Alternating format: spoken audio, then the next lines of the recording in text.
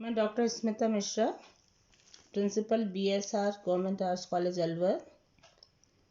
आपको ज्ञात है कि मैं इतिहास विभाग से संबंधित हूँ और BA पार्ट 1 के फर्स्ट पेपर के बारे में मैं आपको पढ़ा रही हूँ।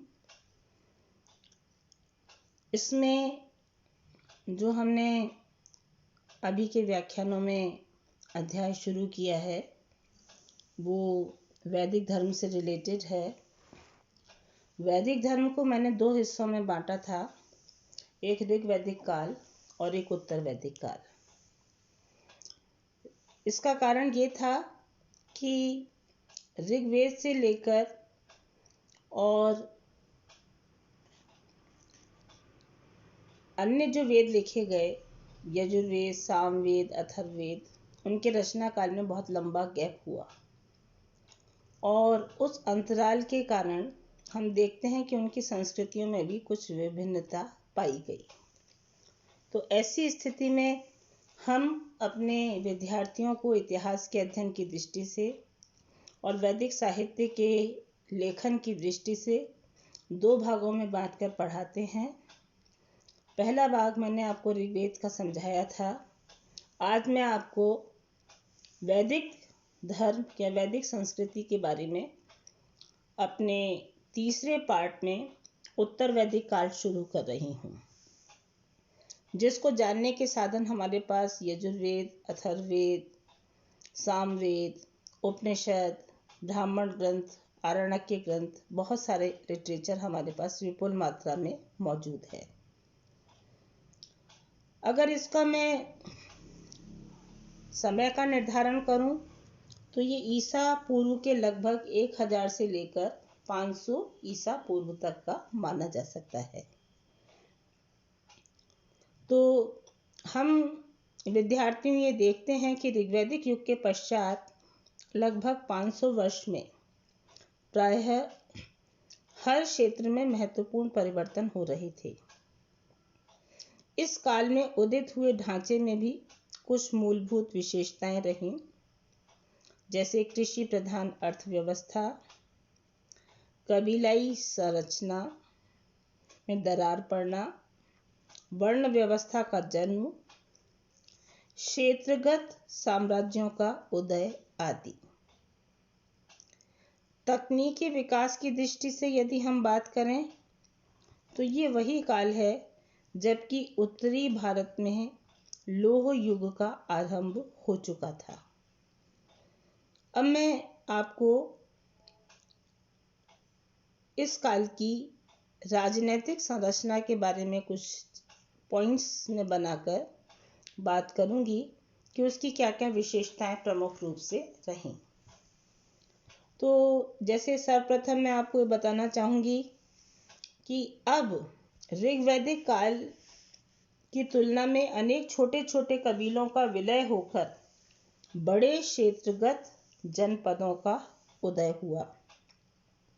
जैसे पुरु और पांचाल मिलकर कुरु प्रदेश बने, तुर्वश और क्रेवी मिलकर पांचाल कहलाए। तो इस प्रकार हम लोग देख रहे हैं कि हम लोग कबीलाई संस्कृति में दरार पड़ रही है और कबीले मिलकर एक जनपद का रूप ले रहे हैं।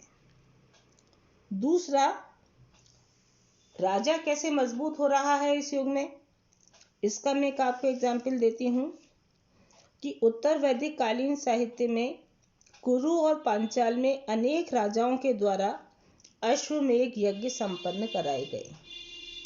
अश्वमेध यज्ञ बच्चों क्यों होते थे? एक राजा अपना घोड़ा छोड़ देता था और जिस जिस टेरिटरी में उसकी पताका को मान लिया जाता था वो उसके साम्राज्य का हिस्सा हो जाता था, बाकी से वो फाइट किया करता था। तो इस प्रकार हमको अश्वमेध यज्ञ के बारे में पता लगता है। इस काल में हमको राष्ट्रों की सैन्य शक्ति के विस्तार के बारे में भी पढ़ने को मिलता है। इसके अलावा अथर्ववेद में कहा गया है कि राष्ट्र राजा के हाथों में हो तथा राजा मरुत, बृहस्पति देव, इंद्र एवं अग्नि उसे दृढ़ बनाएं। इसी बात को और अधिक पोषित करते हुए तैत्तिरीय संहिता में लिखा गया कि राजा राष्ट्रभूत अर्थात साम्राज्य का पोषक है, यानी साम्राज्य और राजा दोनों की शक्तियों में विस्तार हो रहा है। कहीं कहीं हमको राजत्व के दैवीय सिद्धांत की उत्पत्ति की भी झलक मिलती है कि राजा जैसे एक देवीय शक्ति के रूप में विद्यमान है और हमें उसका आदर मान करना चाहिए। किंतु हमको इसके साथ साथ ही ये भी देखने को मिलता है उत्तर वैदिक काल में कि सभा, समिति, विधत, परिषद जो जन संस्थाएं थीं उनका भी उल्लेख यहाँ पर आ रहा है। जैसे आपको मैं एक एग्जाम्पल दूं, पांचालों की समिति। राजा की घोषणा कबीले में होती थी। ये हमको अथर्ववेद में पढ़ने को मिलता है। तो राजा सर्वशक्तिमान होते हुए भी पूरी तरह से निरंकुश नहीं था। उसकी जो घोषणा होती थी वो कबीले वाले किया करते थे, और यदि उसे कोई भूमिदान आदि देना होता था तो वो कबीले की अनुमति लेकर ही दे सकता था। जहाँ तक सेना का प्रश्न है, स्थायी सेना की जो अवधारणा है वो अभी बीज रूप में थी, मतलब पल्लवित हो रही थी और किनशिप के नियम पर आधारित थी। इसके अलावा हमें ये भी पढ़ने को मिलता है किस ग्रंथ से, ऐतरेय ब्राह्मण। इसमें कहा गया है कि नरेश सदा 64 योद्धाओं से घिरा रहता था। इसका मतलब स्थायी सेना का या सेना का महत्व साम्राज्य में बढ़ रहा था, कबीलों में बढ़ रहा था, राजा की शक्तियां बढ़ रही थीं और एक सेना के स्थायीकरण की बात भी हमारे सामने आती है।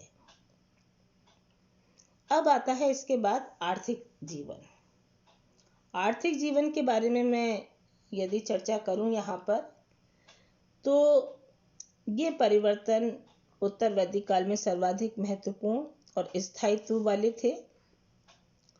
इस काल का प्रमुख जो धंधा कहना चाहिए, आर्थिक उपार्जन का साधन कहना चाहिए, वो कृषि था। जैसे आपको एक एग्जाम्पल देते हैं, यहाँ हल इतने बड़े होते थे कि जिसमें 4 से लेकर 24 बैल तक जोत दिए जा सकते थे। इसके अलावा खेती किस तरह की थी, किस तरह का विकसित थी, तो हमको हल के जो फाल होते हैं, जो नुकीले आगे के फाल बने हुए होते हैं, दरांती, हंसिया जो काटने के काम आता है, इसका विवरण पढ़ने को मिलता है। इसके अलावा हमको फसल के रूप में जौ, चावल, गेहूं के प्रमाण भी उपलब्ध होते हैं। अगर मैं हस्तिनापुर का आपको उदाहरण दूं तो हस्तिनापुर से हमको चावल और जंगली किस्म के गन्ने के अवशेष भी प्राप्त हुए हैं।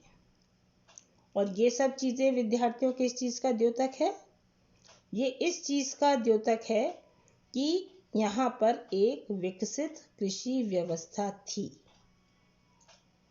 केवल कृषि ही नहीं थी, इसके अलावा विभिन्न प्रकार के शिल्पों का भी उदय हो गया था उत्तर वैदिक काल तक आते आते।